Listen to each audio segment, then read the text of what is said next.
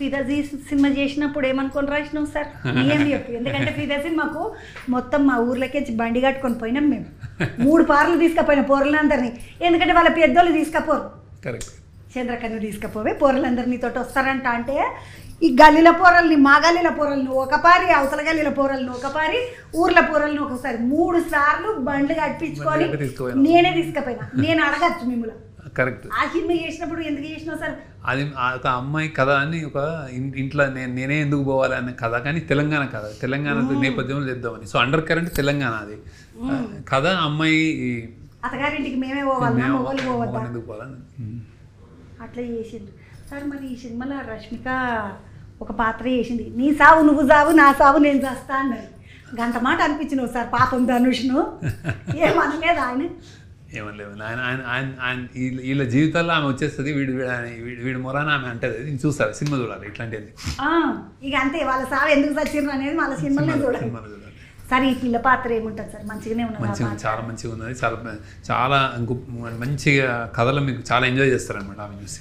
మంచిగా ఉన్నది అనిపిస్తుంది. మంచిగా ఉన్న చెల్లి అనిపిస్తుంది. మంచిగా ఉన్న చెల్లి అనిపిస్తుంది. సార్ ఈ సినిమా కథల మీరు ఏ సినిమా చేసినా కూడా ఆడవిళ్ళను మంచిగా చూపిస్తారు.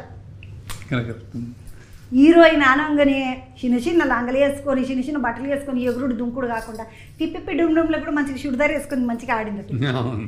ఎందుకు మీరు ఏ సినిమా చేసినా రెండు మాటలు ఉంటాయి. సినిమా అంటే చాలా మంది ఇట్లా మా ఊర్లో పెద్ద మనుషులు ఏమంటారు అంటే అశ్లీలం, అసభ్యత ఇవన్నీ ఉంటాయి సినిమాలలాగా, వీటికి పోతారే అందరు. పంతులు కూడా, ఊళ్ళే పంతులు కూడా అట్లనే అంటుండే. అట్లా లేకుంటుంటాయి మీ సినిమాలు. దాని గురించి ఆలోచన ఎందుకు అంటే సినిమా అంటే ఇట్లా పోతేనే పైసలు వస్తాయి అంట మంచిగా అని కూడా కొంతమందికి ఒక ఆలోచన ఉంటుంది. మీకు అసలు ఆలోచన ఏం లేదా? సినిమా అనేది నాకు తెలిసి ఒక బాధ్యత అమ్మ. బేసిక్గా సినిమా అనేది డబ్బుల కంటే బాధ్యత అని నమ్ముతాను నేను. బేసిక్ అంటే అది చేసినప్పుడు చాలామంది చిన్నపిల్లలు చూస్తారు, పెద్దవాళ్ళు చూస్తారు, కష్టాల్లో ఉన్న వాళ్ళు చూస్తారు. ఇప్పుడు అది చూసినప్పుడు వాళ్ళకి మనం దాన్ని పాడే అంశాలు చూపించకూడదని నా నమ్మకం. సినిమాలు చూసి ఇప్పుడు బుడ్డోళ్ళు ఊర్లలో చైన్లు పట్టుకుంటారు, గల్లలు కత్తులు పట్టుకుంటారు. ఇప్పుడు హీరో మన చదువులు మానేసి నేను కూడా ఎందుకు చదవాలి వాడు చేయలేదా అనుకుంటారు. ఇట్లాంటివన్నీ నేర్చుకుంటారు సినిమాల ద్వారా.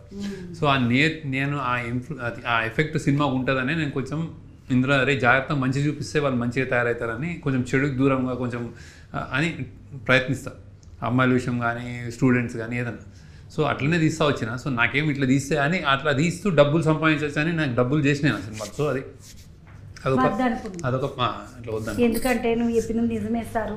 ఇట్లా సినిమా చూసి ఒక ముడొకరికి ఏం చేసిండంటే పెన్లాంని చంపి కుక్కర్లు ఉడకబెట్టిన కథ కూడా ఉంది. ఎట్లా చేసినవారు అన్నమాట సినిమాలు చూసినా సినిమా ఇన్ఫ్లుయెన్స్ అన్నాను గసంటివి ఉంటాయి. మంచి సినిమాలు చేసి మా పబ్లిక్ని అందరినీ ఒకరినొకడు అనుకోకుండా చూసేటటువంటి బాధ్యత కూడా సినిమా డైరెక్టర్లది మొదలు. ఎందుకంటే ఇప్పుడు వెనకటికి అంటే బాగతులు ఆడుదురు సార్ మా ఊర్లలో వచ్చి.